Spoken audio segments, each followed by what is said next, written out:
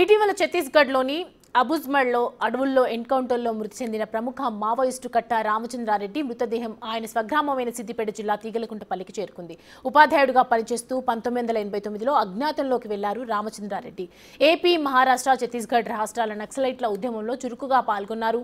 కేంద్ర కమిటీ సభ్యులుగా పనిచేస్తూ 25 రోజుల క్రితం ఛత్తీస్గఢ్లోని అబుజ్మడ్ అడవుల్లో జరిగిన ఎన్కౌంటర్లో మృతి చెందారు.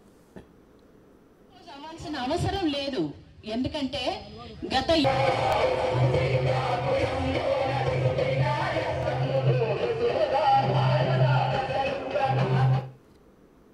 రామచంద్రారెడ్డి ఎన్కౌంటర్పై అనుమానం రావడంతో రీపోస్ట్ మార్టం చేయాలని అతని కుటుంబ సభ్యులు ఛత్తీస్గఢ్ హైకోర్టును ఆశ్రయించారు.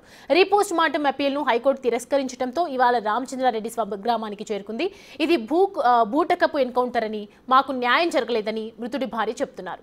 న్యాయం జరిగే వరకు పోరాటం చేస్తామంటున్నారు మృతుడు రామచంద్రారెడ్డి కుటుంబ సభ్యులు. మరింత సమాచారం మా ప్రతినిధి దుర్గారెడ్డి అందిస్తారు. సిద్దిపేట జిల్లా కోయడ మండలం తీగలకుంటపల్లి గ్రామంలో ఉన్నాము. కాతా రామచంద్రారెడ్డి ఎన్కౌంటర్లో చనిపోయి 27 రోజులు కావస్తుంది. కుటుంబ సభ్యులు మాత్రం ఈరోజు అంత్యక్రియలు చేయడానికి ఇక్కడికి తీసుకురావడం జరిగింది. తన కొడుకు రాజచంద్రారెడ్డి గారు ఉన్నారు, అడిగి తెలుసుకుందాం. అసలు 22 అంటే దాదాపు పోయిన నెల 22 తారీఖు నాడు ఎన్కౌంటర్లో చనిపోయాడన్నారు. మీరు కోర్టును ఆశ్రయించారు, అసలు ఏం జరిగింది? 22 నాడు సాయంత్రం మాకు విషయం మీడియా ద్వారా తెలిసింది.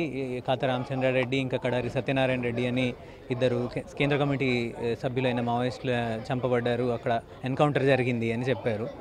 ఆ విషయం తెలియగానే మేము ఇంకా వివరంగా చూస్తూ ఉంటే ఇద్దరే చనిపోయారు అని తెలిసింది. కేంద్ర కమిటీ సభ్యులు ఇద్దరే ఎట్లా చనిపోతారు, ఎంతమంది గార్డ్స్ ఉంటారు వాళ్ళకి? ఇంతకుముందు జరిగిన వేరే మీరు ఎన్కౌంటర్స్ మూడెం బాలకృష్ణ కానివ్వండి, నంబాల కేశవరావు కానివ్వండి, వాళ్ళతో పాటు వాళ్ళ గార్డ్స్ 30 మంది, 20 మంది, 11 మంది ఎవరైనా చనిపోతారు. వాళ్ళ టీం వాళ్ళతో పాటు ఉంటుంది. ఇద్దరే చనిపోయినారు అని అంటే అక్కడే మాకు మొదట అనుమానం వచ్చింది.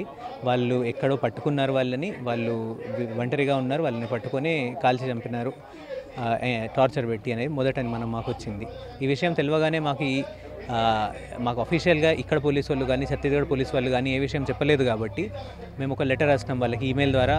మాకు తెలపండి, ఇది నిజమైన వార్త, చనిపోయిన ఆయన మీరు చెప్తున్నది కరెక్టేనా అని అడిగి, తర్వాత ఒకవేళ నిజమే అయినట్టయితే మేము వస్తున్నాము, బయలుదేరినాము ఆల్రెడీ.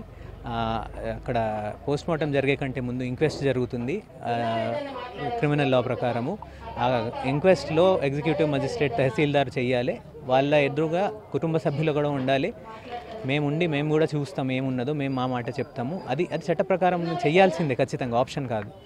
దాంట్లో పార్టిసిపేట్ చేయనియండి, తర్వాత మా కన్సెంట్ తీసుకొని మీరు పోస్ట్ మార్టం చేయండి అని ఒక డీటెయిల్డ్గా లెటర్ రాసినా కూడా దాన్ని ఏమాత్రం పట్టించుకోకుండా మేము వెళ్ళేసరికి వాళ్ళు పోస్ట్ మార్టం కూడా చేసి పెట్టినారు. దాంతోపాటు అట్లా చేయడం వల్ల మాకు ఇంకా బలమైన అనుమానం వచ్చింది, వీళ్ళు ఏదో దాచడానికి ప్రయత్నిస్తున్నారు అని. అందుకని మేము హైకోర్టుని ఆశ్రయించి రీపోస్ట్ మార్టం జరిపించాలి, అందరూ ఒక సీనియర్ డాక్టర్ల టీం ద్వారా చేయించాలి, కుదిరితే మమ్మల్ని మాకు పర్మిషన్ ఇవ్వాలి ఉండడానికి. అది కాకుండా ఈ ఎన్కౌంటర్ పైన న్యాయ విచారణ జరిపించాలి అనేది మేము ఒక పిటిషన్ హైకోర్టులో వేసినాము. దాన్ని త్వరగా వినడానికి వాళ్ళని అడిగితే వాళ్ళు వినడానికి సిద్ధపడలేదు కాబట్టి సుప్రీంకోర్టుకి వెళ్ళినాము. సుప్రీంకోర్టు విని మళ్ళీ హైకోర్టు ఈ విషయాన్ని నిర్ణయించే వరకు ఏ రకంగా కూడా మీరు బాడీని డిస్పోజ్ చేయొద్దు, భద్రపరిచి ఉంచాలి అని ఆర్డర్ ఇచ్చింది.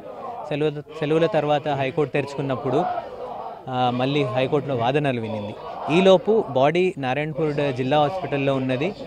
అక్కడ నుంచి వెళ్ళి మేము అన్నాము, అక్కడ ఫ్రీజర్ ఫెసిలిటీ అవన్నీ బాగా లేవు కాబట్టి మీరు దాన్ని మార్చండి అని అంటే Jagdalpur medical college, government medical కాలేజ్కి మార్చినారు. అక్కడ వెళ్తే కూడా వాళ్ళు డీప్ ఫ్రీజర్లో పెట్టండి అని అన్నాం, ఎందుకంటే పోస్ట్ మార్టం అయింది, బాడీ ఎక్కువ రోజులు ఉండే డీకంపోజ్ అవుతూ ఉంటుంది. వాళ్ళు అన్నారు ఇంత పెద్ద మెడికల్ కాలేజ్ ఆ బస్తర్ రీజన్కి అక్కడ డీప్ ఫ్రీజర్ ఫెసిలిటీ లేదు అన్నారు. 0 to 4 degrees ఉన్న క్యాబినెట్ మాత్రమే ఉంది, దాంట్లోనే పెడతామని 0 పైన పెట్టకుండా 4 degreesలో పెట్టారు అక్కడ forensic medicine doctor A Prashanth అని. ఇదలా ఎందుకు చేస్తున్నారు సార్, మీరు కొంచెం ఆలోచించండి అంటే, మీ కోర్టులో ఇలా ఆర్డర్ ఇచ్చారా ఈ రకంగా భద్రపరచాలో, ఇంత టెంపరేచర్కి పెట్టాలో అని డాక్టర్ అన్నారు. కోర్టు ఆ విషయం ఎందుకు చెప్తుంది? కోర్టు ఎక్స్పర్ట్ కాదు కదా. కోర్టు చెప్తుంది మీరు వాళ్ళకి న్యాయం చేయండి అని చెప్తుంది, మీరు ఈ రకంగా న్యాయం చేయండి ఇది చేయండి అని చెప్పదు కదా. ఎలా భద్రపరచాలో కరెక్ట్గా వాళ్ళే చూసి బాడీ కండిషన్ని చూసి దాన్ని చూడకుండానే జస్ట్ ఫ్రీజర్లో పెట్టండి 4 degrees పెట్టేసి వెళ్ళిపోయాడు. అంటే వాళ్ళు కూడా ప్రభుత్వం చెప్పిన మాటనే వింటున్నారు, ఇండిపెండెన్స్ లేదు వాళ్ళకు కూడా. వాస్తవానికి అందులో చేరిన వాళ్ళే కావచ్చు, లేకుంటే వాళ్ళ సమస్యలేంటి పరిష్కారం చేయాలని చెప్పి ప్రధాన డిమాండ్ వ్యక్తమవుతుంటే మీరు తీసుకెళ్లి బూటకపు ఎన్కౌంటర్లు చేశారు, చిత్రహింసలు పెట్టి ఎక్కడెక్కడ వాళ్ళని ఏ విధంగా దెబ్బలు చూపించిండ్రు అనే విషయాలు కూడా వాళ్ళు వాస్తవానికి 27 రోజులు కోర్టును ఆశ్రయించినా కానీ వాళ్ళు అక్కడ మేము ఖననం చేస్తామంటే ఇక్కడ తీసుకొచ్చి ఆ స్వగ్రామంలో అంత్యక్రియలు చేస్తున్న పరిస్థితి కనిపిస్తుందని చెప్తున్నారు. కెమెరామెన్ కృష్ణతో దుర్గారెడ్డి, బిగ్ టీవీ.